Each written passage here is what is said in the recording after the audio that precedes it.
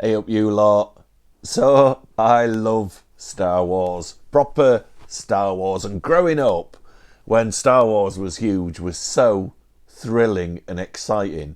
But there's another side of Star Wars that I absolutely adore.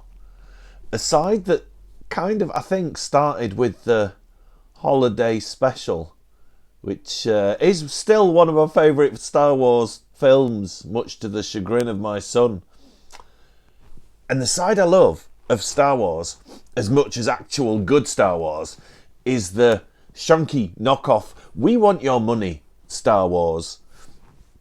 It was so huge that it was inevitable that knockoffs came along. Films like Star Crash, which isn't only my favourite Star Wars knockoff, but it's also one of my all-time favourite films because it's so insanely bonkers. It's impossible not to be utterly charmed by it. But everybody wanted some of that Star Wars cash. There were like cash-in toys and all sorts that were a bit Star Warsy, but just not quite Star Warsy enough to get them into copyright problems. And of course, records were no exception. Now, there were official Star Wars releases that were very cool. I mean, there was a soundtrack release for the first Star Wars film, and even a single from it on 20th Century, Where Your Friends Are, 20th Century Records. My friends, I don't think they're anywhere near sat listening to a 7-inch single of the Cantina Band from the first Star Wars movie.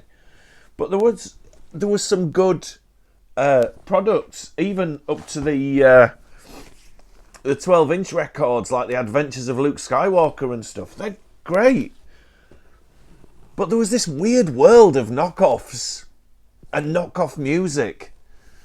And a lot of it, well, if you think what was popular when the first Star Wars film came out musically, yeah, disco. So it's just natural that those two things fused, Star Wars knockoffs and disco, to create this weird little subgenre, this tiny, tiny little rabbit hole of music that I absolutely adore. And I've made a playlist on Spotify of some of my favourites for you lucky, lucky people. You can have the afternoon dancing round your kitchen, making your Sunday dinner, listening to some awesome Star Wars disco and funk. But let's have a look at some of my favourite shoddy knockoffs. This looks like it should be a proper one. I've got some sticker removal to do on this. This is the London Philharmonic Orchestra doing the soundtrack to Star Wars and A Stereo Space Odyssey. Now, yeah, side one is Star Wars. That's great, yeah, some Star Wars stuff. Side two is just classical music that somehow links into 2001 A Space Odyssey. So even the Royal Philharmonic Orchestra got involved. London Philharmonic Orchestra got involved in wanting that Star Wars dollar. If you like Star Wars, we want your money. We've got a thing you want to buy with Star Wars on it. Another absolute belter is Jeff Love's Star Wars and Other Space Themes. He gets points for including the theme from Barbarella and the Quatermass Experiment in my book. But just look at this cover. It's like you've nodded off and you're having some weird fever dream about old sci-fi, but none of it's quite right. I love the Enterprise with the like teat on the front and like a 48-year-old Luke Skywalker. Absolute genius. I don't know what's going on with this dude. And a bit of Jerry Anderson, but it's nothing quite fits properly. Brilliant. Now, as a bonus track on the playlist, there is some Jeff Love on the playlist. You can't have 70s Star Wars disco funk without Jeff Love's disco funk remixes of the Star Wars soundtrack. I have actually put a little bonus track on the end of the playlist, which is Jeff Love's disco funk version of the theme from Blake 7, which, when you actually listen to it, it's like you kind of almost sit there going, how did he listen to the theme from Blake 7 and then come up with this bizarre track. It's all very strange. But the actual full soundtrack was done quite a few times. I love this one. It's Bruce Baxter and the Sonic All-Stars. Released on Pickwick, and there's a little blurb on the back. I'm not going to read it all. But my favourite bit is, Pickwick International have broken through the intercosmic barriers with a new and hitherto unidentified sound. This lethal weapon is said to affect the cerebral system, or to put it in earthly jargon, to blow your mind. Absolute genius. So this is pretty much they're all soundtracks from what is now known as A New Hope. When it came out, it was just Star Wars. This is kind of synths and some strings, a bit more electronic-y. Not quite as disco as some of them. Not quite as disco as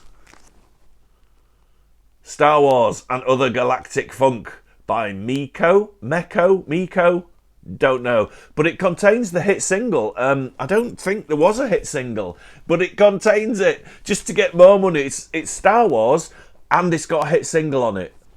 So definitely buy this one out of all the other Star Wars knockoff LPs. This one is super funky. This is like full on disco funk. But the thing I love most about this one is that, okay, so it's Star Wars and Other Galactic Funk. Yep. So side 1 is Star Wars, which is very funky. Side 2 just says Other Galactic Funk. So side 2 does actually have 3 tracks on it. One called Other, one called Galactic, and track 3 is called Funk. How lazy is that? Genius, lads. I want to call it Miko just because that's how you pronounce Mego toys. I don't know if that's the right pronunciation. They actually, there's none on the playlist, but if you search for them on Spotify, they actually did much later a Star Wars disco-y electro album that's so cringe and so poor. It's astounding. But because it's not really the soundtrack, it's more songs about things from Star Wars.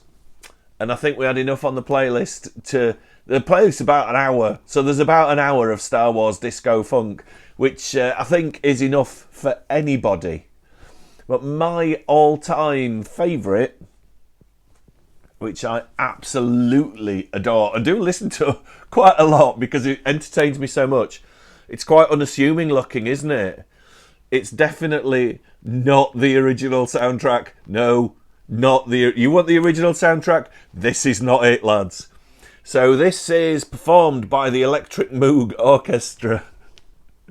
And yeah, it's the entire soundtrack from the first Star Wars film done on Moogs with a funky beat.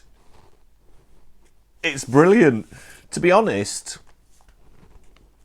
the Imperial Attack, which is the last track on side A, I've put that on the playlist. Now on Spotify it doesn't have this cover because they've uploaded, whoever is responsible for the Electric Moog Orchestra nowadays, they've kind of twinned it with their Moog soundtrack reimagining for Close Encounters.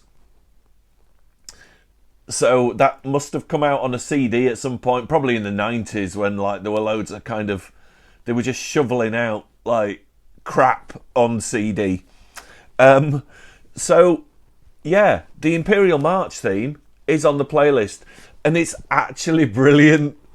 When I first got this LP from a charity shop, I was kind of like, yeah, I've got to listen to that. And the Imperial March, it's called the Imperial Attack on this, it starts off kind of slow and unassuming, and then there's this kind of smooth beat kicks in, and it's kind of like, oh yeah. I just think it's wonderful. So yeah, that's on the playlist. So if I like it, you have to listen to it. But worth keeping an eye out for. Worth watching the Star Wars Holiday Special. If you haven't seen that, I'm sure it's on YouTube somewhere. That's got songs in it. And Carrie Fisher's got eyes like saucers, bless her. She's just on... no pun intended. She's literally on another planet. Bless lovely Carrie Fisher. Off her chops, dressed as Princess Leia. It's so embarrassing to watch. But that's just something... That's another thing I love about Star Wars. And that's about it. It's a quick, short video today, isn't it? But hopefully you guys... I would play some of the songs, but I've had so many little red flags from YouTube saying, ooh, copyright infringement. Even on music that I've composed and uploaded for videos and stuff, they've even been flagged for copyright. And it's kind of like, hang on, I literally wrote that at home, composed it and uploaded it. And they're like, somebody owns that, I'm afraid. Like, who? Anyway, I'll leave it there, guys. I don't want to bang on about Star Wars Disco Funk for too long. But I do hope you go and check out the playlist. There's a link in the description. And yeah, it's impossible not to dance to 70s Star Wars Disco Funk.